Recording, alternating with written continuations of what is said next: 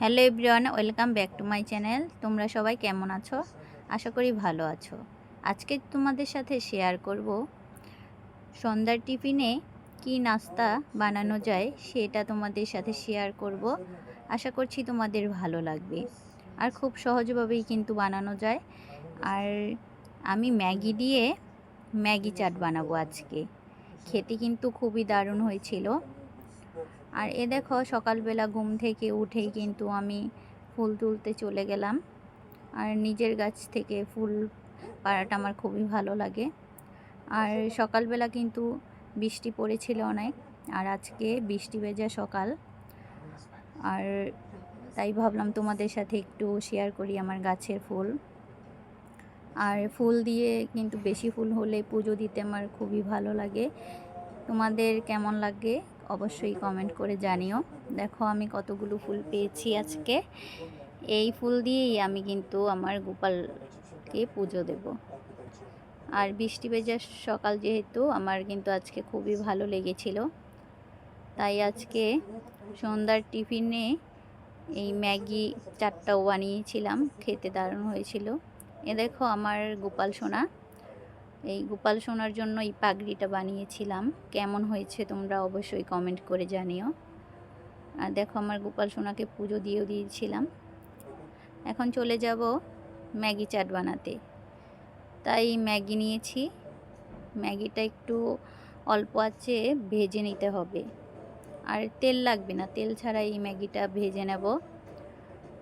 অল্প আঁচে একটু লাল লাল করে ভেজে নিতে হবে। তোমরা কিন্তু বাসায় বানিয়ে দেখতে পারো সন্ধ্যার টিফিনে। বাচ্চারা থেকে বড়দেরও কিন্তু খুব ভালো লাগবে এই ম্যাগি চাটটা। দেখো আমি কিন্তু ভেজে নিয়েছি। আর সাথে কিন্তু শসা কুচি, তারপর টমেটো কুচি, কাঁচা লঙ্কা কুচি লাগবে, সাথে পেঁয়াজ কুচি।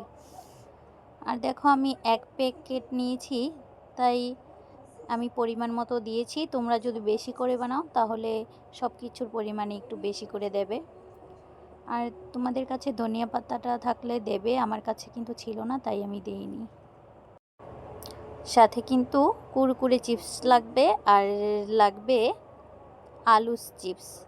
এই দুটো একটু ভেঙে ভেঙে নিতে হবে। তারপর সাথে একটু টমেটো সস লাগবে। আর ম্যাগি মশলাটাও লাগবে। আর এখানে কিন্তু লবণ দিতে হবে না তোমাদের, কারণ টমেটো সসের সাথে আর চিপস আছে, সেটাই হয়ে যাবে। দেখো আমি সব কিছু কিন্তু দিয়ে দিয়েছি। দিয়ে এখন ভালো করে মেখে নিলেই আমার কিন্তু ম্যাগি চাট রেডি। আর টমেটো সসটা তোমরা তোমাদের পরিমাণ মতো দেবে। আমি আমার পরিমাণ মতোই দিয়েছি। আশা করছি তোমাদের রেসিপিটা আজকের ভালো লাগবে।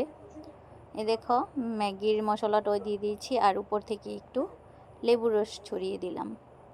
খেতে কিন্তু দারুণ হয়েছিল। আর দেখো বাচ্চারাও কিন্তু এই ম্যাগি চাটটা খেতে খুব পছন্দ করবে, আর বড়দেরও কিন্তু ভালো লাগবে।